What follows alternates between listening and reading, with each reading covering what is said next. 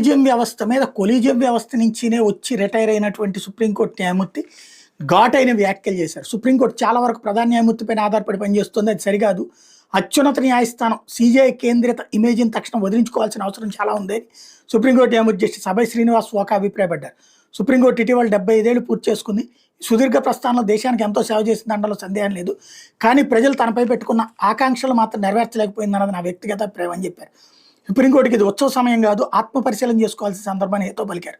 అంతేకాదు సుప్రీంకోర్టు కంటే హైకోర్టులు పనితీరే ప్రజాస్వామ్యంగా ఉంటుందని ఆయన కుండబద్దలు కొట్టారు. హైకోర్టులో తొలి 5 న్యాయమూర్తులతో కూడిన పాలక కమిటీ ఉంటుంది. అదే ప్రధాన నిర్ణయాలను తీసుకుంటుంది.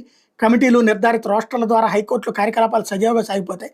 కానీ సుప్రీంకోర్టు అట్లా కాదు, కార్యకలాపాలను ప్రధానంగా సీజేఐ ఆధారితంగా సాగుతాయంటే ఆక్షేపించారు. సుప్రీంకోర్టు అధికారులను పూర్తిగా వికేంద్రీకరించాలి. కేసుల లిస్టింగ్ పూర్తి పారదర్శకంగా జరగాలి. లిస్టింగ్ కోర్టు కార్యకలాపాల నిర్వహణలో టెక్నాలజీ వాడకం మరింతగా పెరగాలంటూ కీలక సూచనలు చేశారు. ఇవన్నీ ప్రస్తుతం